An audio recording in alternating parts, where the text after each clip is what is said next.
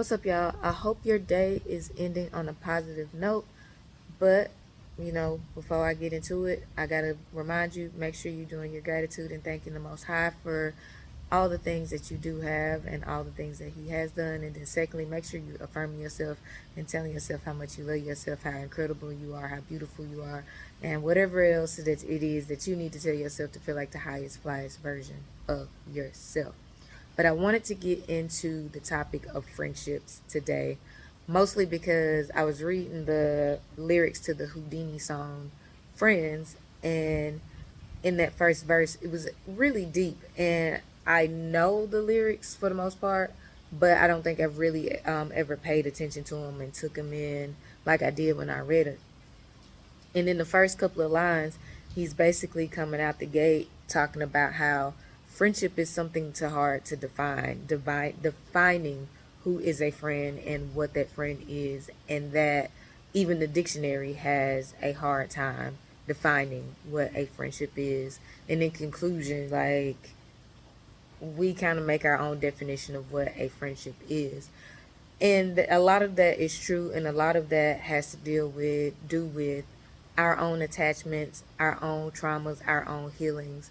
We tend to attach ourselves to friends and get into relationships with people who are familiar to us in some way.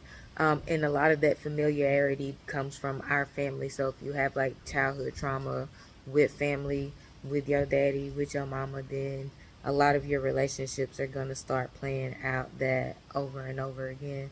It doesn't have to. I'm not saying that that's the way that it's going to be, but for the most part, that's how it happens.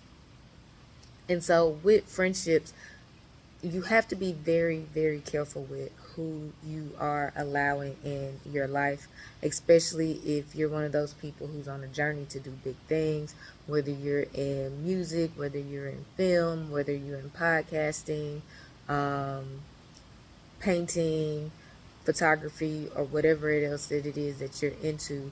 You have to be careful with who you allow in your circle, because everybody does not have good intentions for you. And the best way to know if a person has great intentions for you is, are they actually pouring into you? And some people are good at lying and pretending like they're pouring into you.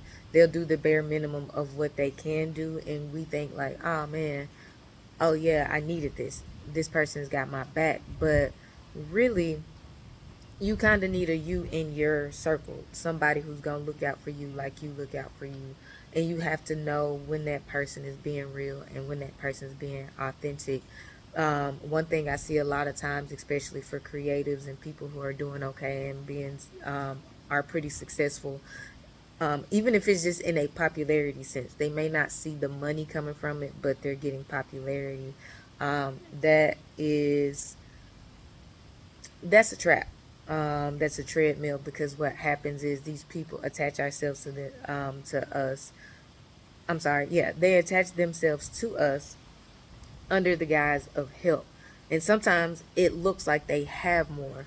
So they may have the film studio, they may have the recording studio, they may have the photography studio, or whatever it is that you want and need, and we think, oh man, yeah, this person has exactly what I need. This person has exactly what I want. Let me attach myself to them because they can help me get to XYZ level. And they're kind and they're being my friend and everything. Um, and I don't like using the word kind. I'm going to say nice, because there's a difference between being kind and being nice. And that's a whole nother topic for a whole nother day. But there is a difference between kind and nice. Google it, look it up, and familiarize yourself between the difference. It will help you spot red flags in people off rip. But like I was saying, you have to be aware of what it is that people are pouring into you. To me, having material things, it's helpful, but you want people who can really pour into you spiritually, who can pour into you mentally and help your mental health, and things like that.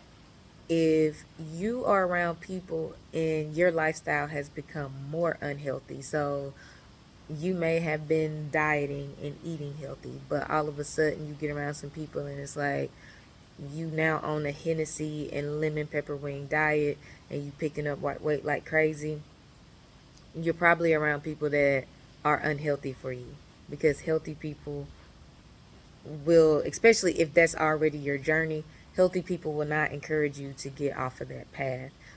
If you making money and your money start looking real funny out the blue, somebody who probably not supposed to be around is around. These are just unhealthy attachments. And so you can see these things over and over again. They are red flags. It does not just apply to friendships, it applies to dating relationships, it applies to family, and all of that.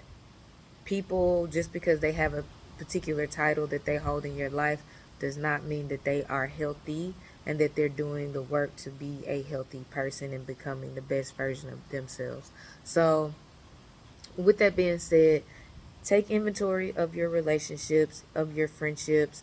Get familiar on what a friend looks like to you. Everybody ain't your friend. Everybody ain't your partner. Like Mo3 said, this is the perfect season to really analyze and assess your friendships. Really reassess and analyze even your business relationships. If you doing business with somebody and you've been doing business with them 2-3 years and you still in the same place that you were when you met them, they're not an asset to your life.